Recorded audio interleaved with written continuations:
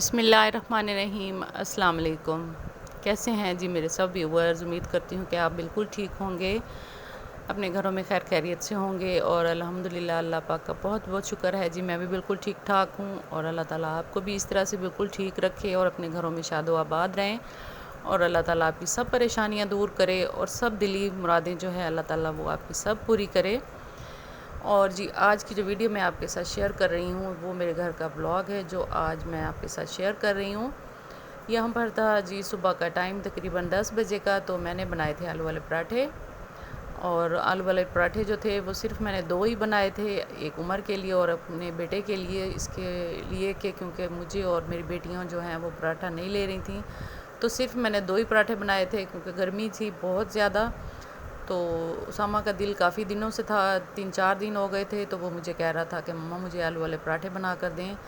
تو مکسر جو تھا وہ میں نے صبح صبح ہی بنا لیا تھا، اور اس کے بعد پھر میں نے اس کو فریج میں رکھ دیا تھا تاکہ جب بچے اٹھیں گے تو اس طرح سے پھر میں ان کو جو ہے نا ناشتہ بنا کر دے دوں گی۔ اور صرف میں نے 2 پراٹھے بنائے تھے، اور اس کے بعد پھر میں نے بنا لی تھی 3 سے 4 روٹیاں خشک، مطلب بنائی تھی، گھی والی میں نے نہیں بنائی تھی، کیونکہ گرمی میں تو میں تو ویسے بھی ناشتہ بالکل نہیں کرتی، تو دوپہر کا کھانا اور صبح کا ناشتہ جو ہے وہ تقریباً 12-1 بجے جب میں کھاتی ہوں، تو سمجھ لیں کہ ناشتہ اور کھانا میرا اکٹھا ہی ہو جاتا ہے۔ تو اس طرح سے پھر میں تقریباً 1 بجے تک جو ہے نا وہ پھر میں کھانا کھا لیتی ہوں، جو میں گھر میں جو سبزی وغیرہ بناتی ہوں، تو یا کچھ بھی رات کا پڑا ہو تو وہ بھی کھا لیتی ہوں۔ اور اس طرح سے جو تھا میں نے دہی کے ساتھ پھر جو ہے نا وہ اسامہ کو ناشتہ دے دیا تھا،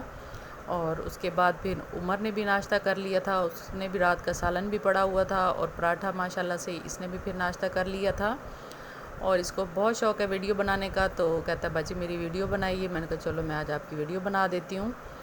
تو یہ آپ کو جو ہے ماشاءاللہ سے سلام کہہ رہا ہے، اور اس نے جو ہے نا جیسے میں نے آپ کو پہلے بتایا ہے کہ یہ گھر کا کام کر کے تو یہ پھر چلا جاتا ہے اپنے کام پر، جو کام سیکھنے جاتا ہے، مطلب موٹر سائیکلوں کا کام سیکھ رہا ہے یہ، تو یہ پھر وہاں پر تقریباً 12-1 بجے جو ہے گھر کا کام کر کے میرے ساتھ تو پھر یہ چلا جاتا ہے۔ اور جس دن میں نے واشنگ مشین لگانی ہوتی ہے تو پھر میں جو ہے نا اس کو تھوڑا سا لیٹ بھیج دیتی ہوں۔ تو آج جو تھا پھر میں نے واشنگ مشین بھی ایک دن پہلے لگائی تھی،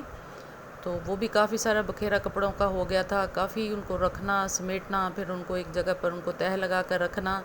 اور جو کپڑے پریس والے ہوتے ہیں دھوبی کے، تو میں اپنے ہسبینڈ کے جو ہیں وہ دھوبی کو پھر بھیجوا دیتی ہوں،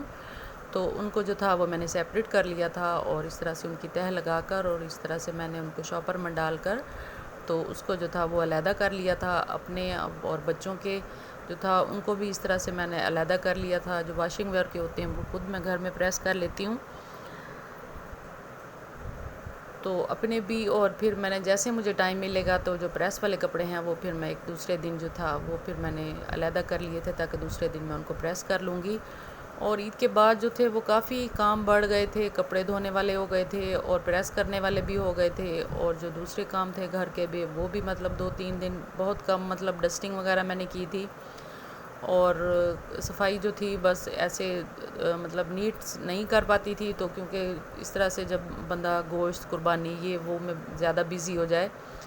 تو پھر گھر کے کام جو ہیں وہ پھر تھوڑا ادھر سے جو دھیان ہے وہ تھوڑا ہو جاتا ہے، اور پھر اوپر کے کام جو ہیں وہ زیادہ ہو جاتے ہیں۔ اس وجہ سے جو تھا وہ سب میں نے سمیٹ کر، اور اس طرح سے عمر جو تھا وہ باہر کا اس نے کر لیا تھا گراج کا، اور اندر سے جو تھا کمروں کا اور ٹی وی لاؤنج کا وہ پھر سب میں نے اس کے اندر سے ڈسٹنگ کر کے تو پوچھا بھی لگا لیا تھا،